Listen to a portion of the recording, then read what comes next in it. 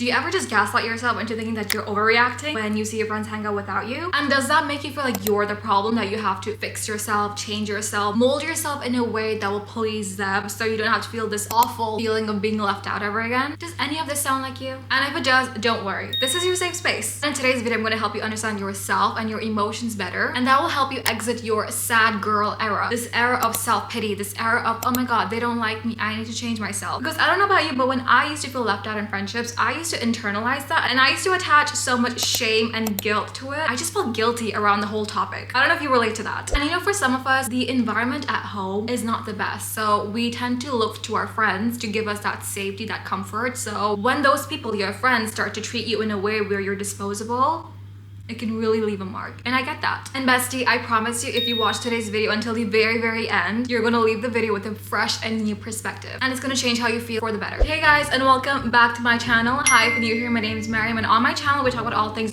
girlhood, self-love, fashion, lifestyle, you name it. And if you did not grow up with an older sister, then I'm your virtual older sis. Also, I'm so excited that I finally get to wear this necklace. It's been sitting in my wardrobe for such a long time, and I finally took it out today. And honestly, I don't know why I haven't worn it earlier. And this is from En Route. I'll link it down below for you guys. If you're new here, we have this new tradition of doing jewelry checks before we get into the video, and now we can get straight into it.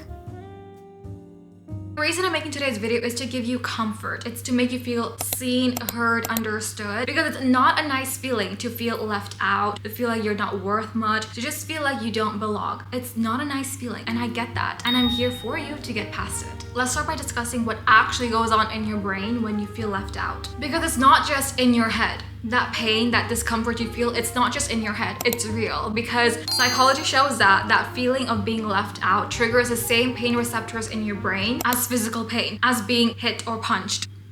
I know. So we need to stop with the gaslighting ourselves of, oh, it's not even that bad, oh, I shouldn't even feel this bad.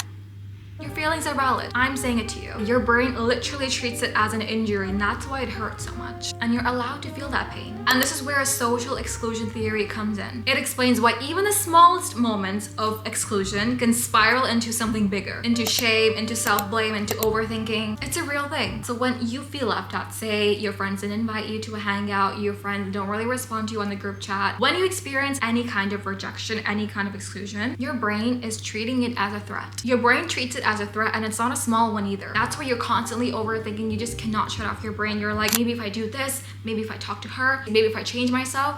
It's a spiral you just cannot stop, because your brain and your body is literally trying to protect you.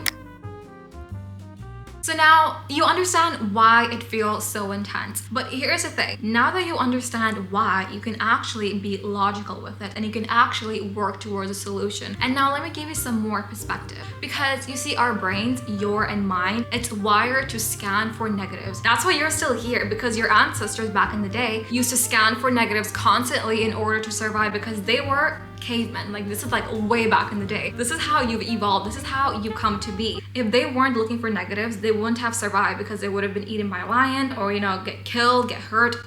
You get the idea. So that tendency to constantly look for negatives in your environment comes from your ancestors' need to constantly look for it, and that was passed down to you. Your brain is constantly trying to protect you and trying to make sure you're not going to be in any form of threat. And so I need you to be careful, and I need you to be conscious about this, because whatever you believe, your brain is going to bend reality, literally scan your environment, look for reasons to prove that belief as true. If you have a negative belief, your brain is going to scan your environment and be like, oh yeah, she did XYZ because I'm not good enough. She did this, she didn't invite me because I'm not really cool. If that's the belief you're holding, your brain is going to constantly look for reasons to believe that. But here's the thing, bestie, you can use that to work in your favor. You can use that to work for you. If you have a positive belief and you couple that with positive actions, your brain becomes your best friend. It literally starts to scan your environment to look for reasons to prove your new belief as true, your new positive belief. And the more you look for positive things, the more you see it. It's like when you go on a drive, for example, and you're like, let me start looking for a yellow car. And all of a sudden you start to see so many yellow cars, because you're not focusing on it. It's now more magnified to your eyes. Have you ever felt like you're like orbiting a friendship group, like you're there, but you're not really in it? You're like orbiting around it. You're like a floating friend. If you're not there, you're not really missed. If you're there, it's not really a big deal. It's kind of like, essentially, it feels like your presence is kind of disposable. And here's the thing, when you feel like you don't really belong, your brain takes that very seriously. It takes that as a threat. It takes note of that and it takes that as a threat and it replays it in your brain over and over and over. And that's where the belongingness hypothesis comes in. It essentially says that people have this desire, this innate desire to belong, and when unmet, it creates a lot of distress. So let's go back to our ancestors back in the caveman days. Back then, if you were excluded, you quite literally could be killed. Because when you're not with your group, you're more vulnerable to threats, more vulnerable to getting hurt, etc., etc. That's how we essentially evolve. We evolve looking for that sense of belonging because that sense of belonging equated to security, equated to us being alive. And that's exactly how our brains still act in today's day and age. Even though we're not cavemen, we still act in that way. Okay, bestie, if you've made it until this part of the video, we're gonna talk about what you can do because the power still rests in your hand. This is where boundaries come in, but boundaries not for other people necessarily. While that is important, we're talking about boundaries with yourself. Stop yourself when you see yourself spiraling out of control because at the end of the day, you are in control of your thoughts. I know sometimes it may feel like you're not and it's like insane in your brain, but at the end of the day, you are. Because if I tell you right now to shout your name 3 times in your brain, and then if I tell you to whisper your name 3 times in your brain, you're able to do that. Why? It's because you are in control of your thoughts. So it's really important to place boundaries with yourself. Don't allow yourself to go crazy, lose sleep over your friends.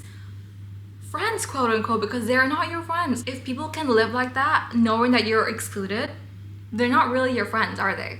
They're not really thinking about you. And always remember this, your hands are only ever going to be emptied in order to make room for something better. That is a core belief I need you to ingrain in your brain. And number 2, find friends that reciprocate. Don't chase after people who don't want to hang out with you or who don't put in the effort to invite you. Don't chase after them. If you really, really want to have one conversation with them expressing how you feel, you can, but do not attach any expectations to that conversation. Do not attach expectations like, oh, after this conversation, we're going to hang out more. Don't do that.